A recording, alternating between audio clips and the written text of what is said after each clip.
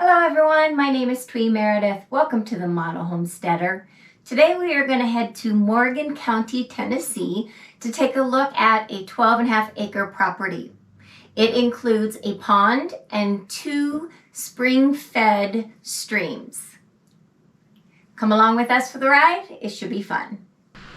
Hold on, I have to correct this. Just after we filmed this video, the owners decided to combine lots 1 and 2 together, or as some people call them, tracks 1 and 2. This is actually great news because in the video, I suggest that any potential buyer really considers buying both lots 1 and 2 together. It makes for a much better piece of land for a homestead. So the property now is a little over 20 acres, and on top of that, the owners decided to reduce the price by 10%, purchasing both lots together. So the new asking price for the combined lot 1 and 2 is $167,265. Don't worry, you'll see both lots in this video. So now back to the show. Sit, baby, sit. Good boy, good, sit. Good job. Yes, this is a good boy you are. Oh, yeah. Would you like to be in the show? Huh? Would you like to be in the show? Whoop. Hi, everybody. Baxter and I made it to Morgan County. Oh, my. Hold on. Let's put him down. We're having a wardrobe malfunction. But we're good now. Okay. Baxter and I made it to Morgan County. We are on a 12-acre property. Asking price is $108,000. This property is more long than it is wide, but it does have a couple nice wide areas that we will point out for you that are good spots, in my opinion, to put your house on. So, if everyone's ready, we are ready to walk the property. Well, not everybody's ready. Baxter, you want to get up and walk with me? Come on. Long drive. I think he's a little tired. Oh boy. We have to go check out this property now. Okay, everybody? Say, yep, here we go. Okay, we're going. And hi. Okay, it's okay, baby. I'm a little out of breath running up this hill. So we were going to do a second video on the 8-acre lot that is for sale next to this. However, we just didn't feel like there was really enough material to do a full video. So we just thought that it would be best to encourage the people who are looking at the 12-acre lot to consider buying this one and giving you a slightly larger lot. What I would like to point out now that we're more or less at the top of the hill is what you would be getting, because it's this area right here just to the left of the pond. It is more of a narrow lot. It's not real big, but it would add quite a bit from where the pond is all the way back to the road, which you can't even see at this point, just because you've got such a beautiful background there of just woods. You have nothing to detract from your view on any of it. No crappy civilization. No crappy civilization, which is what us homesteaders like. Oh. Someone said he is beat. He's done. Oh my goodness gracious. Look at this.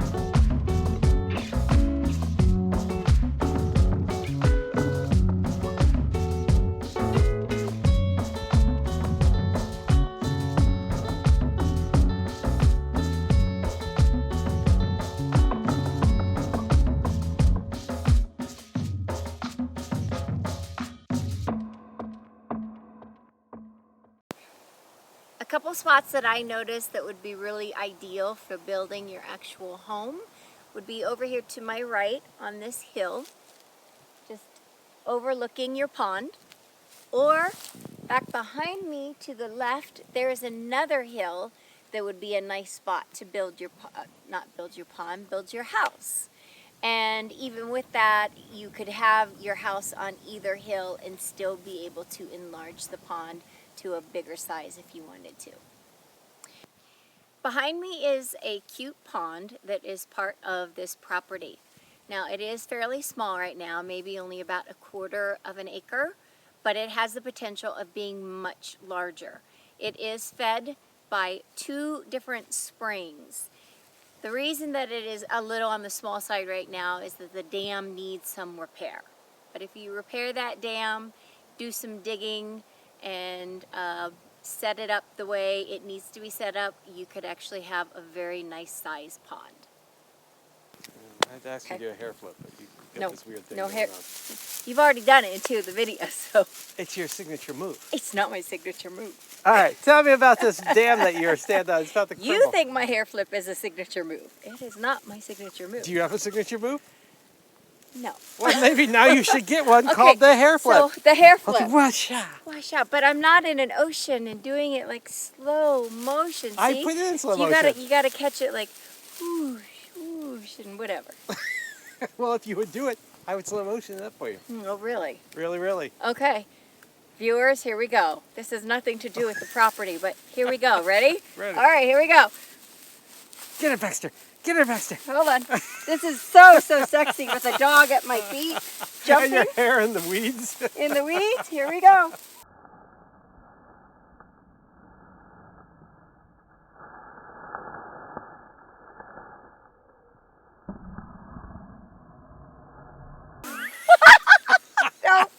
No, did not work. It went all in my face.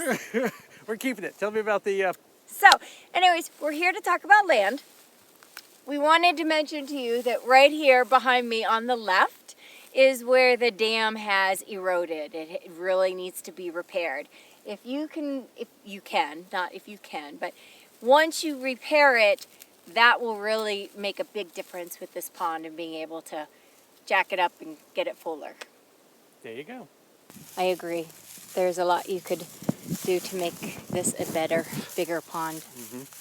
All this out here? Mm-hmm. I mean, you could really push it back. Yes. And you said one of the springs are over here to the right of us. Is that right? That Yep. feeds it. Yep. So I would definitely continue it to go right over along where the spring is. Yeah. Because I bet that fills up quite a bit during the rainy season anyway. Yep, because it hasn't rained in a while, and it was running pretty good for a little spring. It would be very pretty to have a house overlooking this. Yep. And it's very quiet. Yeah. One Do negative. we? Oh, Sorry. go ahead. One Nope. negative. One negative is all these blackberry bushes. Oh, yo. You get a brush hog in and tear that right up, though. It wouldn't take much of anything. One great way to get rid of them: sheep. Goats. Ah, crap, goats. I meant to say goats. There are a lot of them, and they do grow like weeds, but if you can get it under control, it would be really nice to have some blackberries, at your fingertips like that. Yep. That's another wonderful resource for food. Mm-hmm. I personally wouldn't want the water to go any more this direction. Yeah. I would want it to go that way because we are basically standing on the property line, and so I would want it to stay at this level. In fact, I believe you said the dam was on this side? Yeah, the dam. We're on the dam. We're on the dam. Yep. So I would fix this dam, raise it up, and keep this as your property line, right there. Sorry, other lot. Unless you buy the second lot, and then you have both. Yeah, then you can do anything else. This I nice know. hill. The pond is right there. This ravine would need to be smoothed out. Those edges are just a bit too much. I definitely would smooth out that ravine. And then all this needs to be bush hogged like crazy. And then You break out your sheep.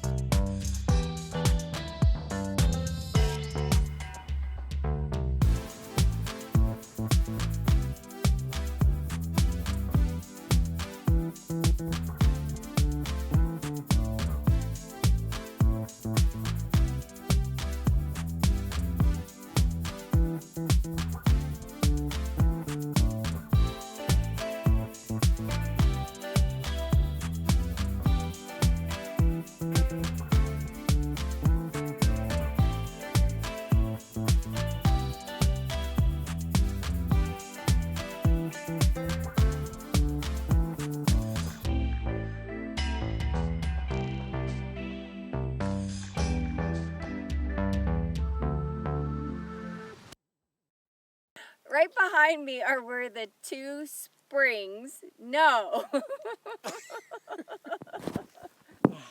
Time out. One more, Baxter. Gigi. Oh, you're so cute. Go. Right behind me are where the two streams that are spring fed naturally merge on this property. We are about 3/4 of the way through the property. Directly in front of me is the pond that we just took a look at, and then kind of to my left and behind is where the property continues. It goes up basically that hill back behind me. You might not be able to see it because of this bush right here, but it goes back up to where you can see the hill, goes up to the tree line, and then basically ends. So it's a long property. It's narrow in a lot of spots, but it has a few great spots that are good for your house, and we had already showed those to you. The rest of this, though, is great pasture for whatever you want to do with it. All right, so what we're looking at here is the merger of two streams, spring-fed streams, both on the property. One comes off the pond, is the overflow from the pond. The other one comes up from this tree line here, cutting across your property. Now it meanders back and forth and eventually merges here.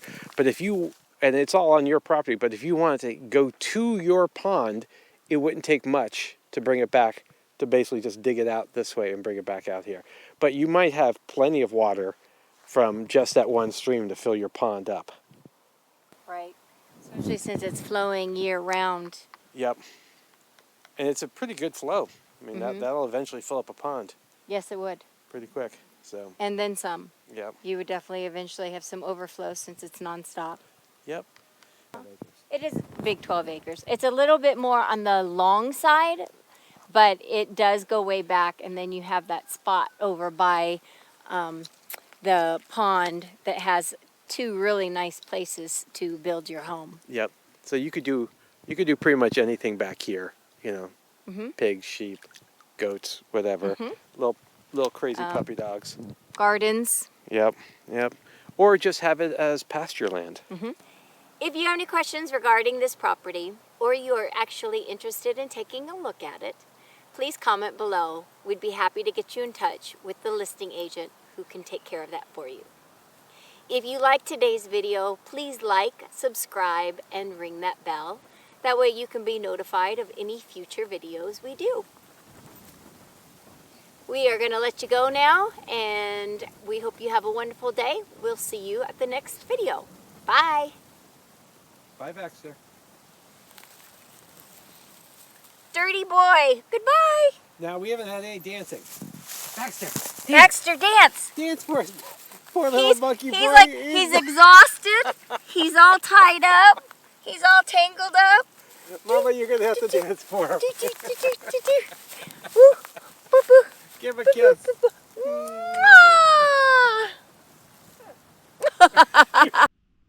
I am proud to announce that today's video is sponsored by the very talented zombie author Peter Meredith, who is also my husband and our wonderful video camera guy for the YouTube channel. Today's book is Generation Z. It's book 1 of 6. This book, or this series, was written as a standalone, so it is a great story to read 1 through 6. However, it is a spin-off or a continuation of another series that he has written called The Apocalypse, The Undead World, which is a 12-book series. If you haven't read that series, I'm going to always recommend that you read that one first. Even though that this one is a standalone, and it is a great standalone, if you've read the other series, it really does bring the characters and the story together in a much better way, and it's just makes things a lot more clear to understand the characters in this book. Generation Z is set 12 years after the Apocalypse Undead World. The undead has swept all over the earth, forcing mankind to the brink of extinction. They live like rats, scavenging in the ruins of the fallen civilization, and the dead hunt them day and night. It's a generation that has never had a full belly. They have no idea what an Xbox is or what algebra is for. It's a generation of children who have never been able to laugh out loud and who have always had to cry softly, because the dead are always near and they're always listening. There is little left to scavenge. Grocery stores were emptied ages ago. Gas tanks have been long dry. And bullets, they are so precious that a man is lucky to have 2 to his name. Multi-genre author Peter Meredith has 41 novels, all which are on paperback, Kindle, and 36 of them are on Audible books. Please check out the links here and also below in the description on where to buy his books and also how to follow him. Happy reading!